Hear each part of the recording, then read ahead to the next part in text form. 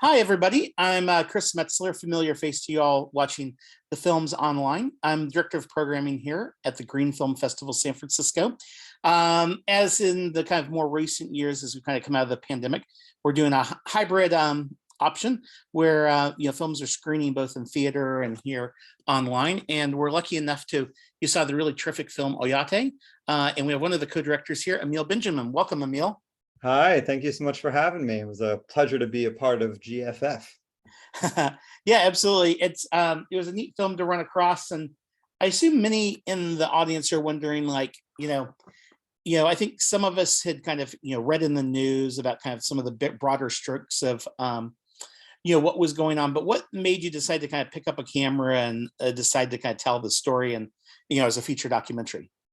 Well, you actually kind of hit a vein there with saying that we all sort of saw on TV kind of the broader strokes, right, of what was going on. And my co-director, Brandon Jackson, he was the one who really started this whole project with Jen Martell, who is one of our lead producers. Jen lives out on the reservation. She's enrolled Cheyenne River Sioux, but she works on the Standing Rock Reservation. And Brandon met her while he was out there to join the protests and to join the water protectors as they were, well, you all saw the film, so you know what happened at this point. But basically, he and Jen connected, and Jen, she said to Brandon that there is so much more going on here than a pipeline.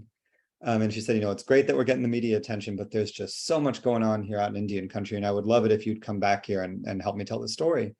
And so that's when he called me up.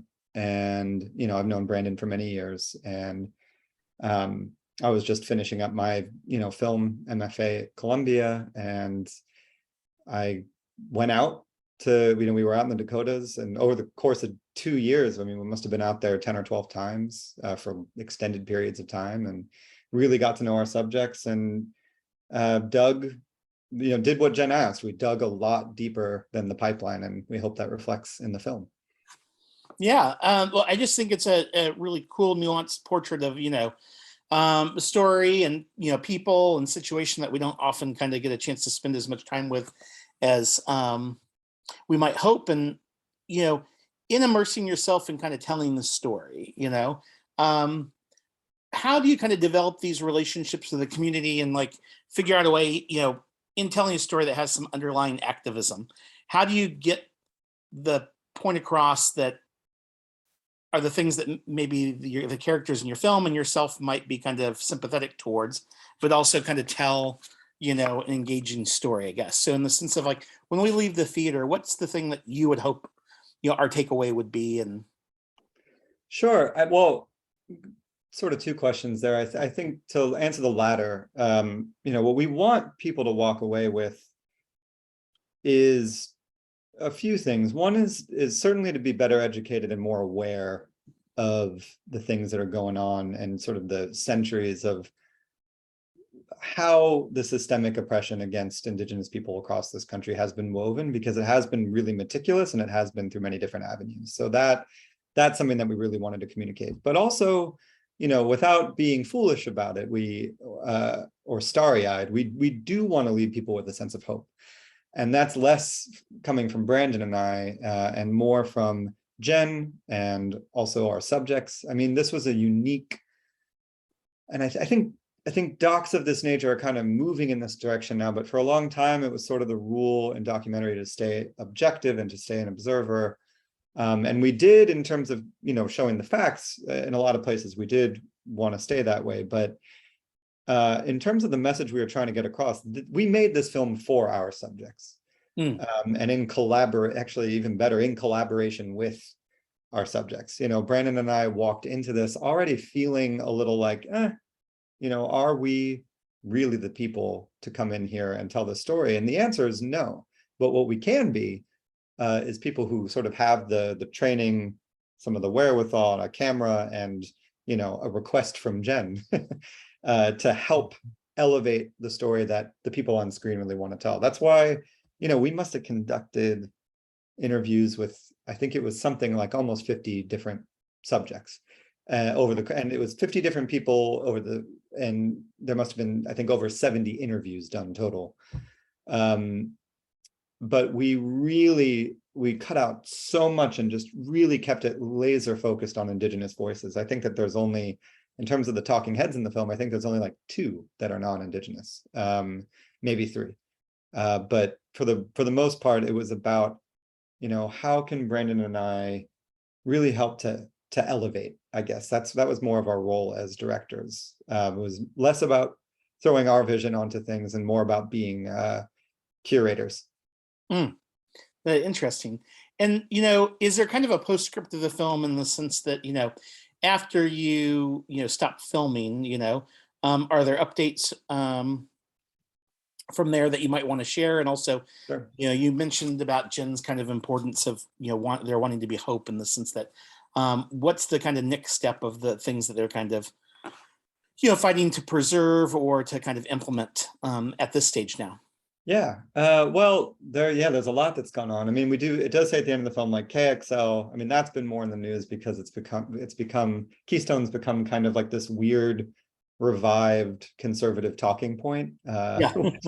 But the point is that the Biden administration did come in and they put the kibosh on that, which is great because, as we saw in the film, not only was it causing an environmental threat, but these man camps that were popping up were in direct correlation to an increase in missing and murdered Indigenous people, which there's enough evidence to exhibit that there's no coincidence there.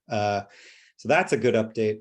And yeah, in terms of the Dakota Access Pipeline, the tricky thing is that every time that we want to say it's good, it's done, it's been solved, they tried, that ETP, Energy Transfer Partners, every time that they've tried to appeal and like take it to a higher court, like it'll get rejected, and then we think, okay, yay, we're done, and then they refuse, for example, to shut down when they're supposed to shut down to have a thorough report done, and it still hangs in the balance technically, but it has pretty much, especially in this year in 2022. It's been all positive movement in the direction of Dakota Access Pipeline being shut down for good. But that said, these protests started in 2016 and it is now 2022 and we are still not completely out of the woods. So that's, it just goes to show how much power comes from these kind of mega corporations. Yeah. Through the time that you spent with, the kind of characters in the film, and what do you think kind of gets them kind of each day kind of waking up and deciding to kind of continue the fight in these good ways? Or what do you think they would say is the thing that continues to motivate them? Yeah, well, fortunately for Brandon and I, we've gotten to know our subjects super well. I mean, we're still in touch with them. Stuart James, the rapper, is like a friend of mine. I'm going to go to his wedding. Like we really got close to these folks. And it also means that, especially with Chase, like we've gotten to do some talkbacks with him. So when he gets asked that question, I get to hear, so I can report back to you. But for Chase, who is really, between him and Phyllis, they're kind of the main focuses of the story. But I know for Chase, a huge part of it is it's his family. He's got 3 children and a loving wife, and when he's protecting water rights or voting rights, or there's all kinds of issues going on over there right now, but it's really, he's very often thinking about his children. And in fact, there's this great concept that's not just true in Lakota culture. There are many different American indigenous cultures that share this ideology, but it's the idea of the 7th generation. It's this idea that when we're thinking about, and not we, but I guess I can say we, because we should kind of all try to adopt this as a planet. But in these communities, when they're thinking about decisions that they're making for the community, like they are thinking about how it's going to affect 7 generations down the line. And they also are the 7th generation, because 7 generations back, we're supposed to be thinking about them. And I mean, if governments thought this way, I think we would live Yeah. in a really different world. And it's why we have festivals like yours, that we are, that we're having these conversations. But I do think, it's for personal and for family, but it's also just really, it's to protect the world. I guess the other thing I'll say, because I think Chase puts this really well in the film, is Chase, he grew up in Standing Rock. He ended up going down and moving to Pine Ridge and enrolling in the Oglala Sioux tribe. And that is one of the poorest and just most systemically oppressed, I would say, counties in the whole country. And Chase always calls it imposed poverty, and I think that's a good term for it. And what he says in the film is, now that I've been here, now that I've seen it, I can't unsee it.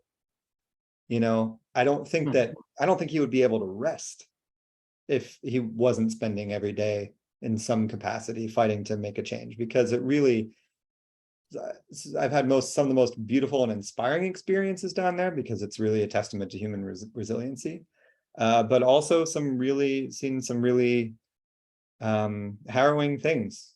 We've got folks who are subsisting on like $3,000 a year, and it's crazy to think that can even occur in one of the wealthiest countries on earth. So they keep fighting.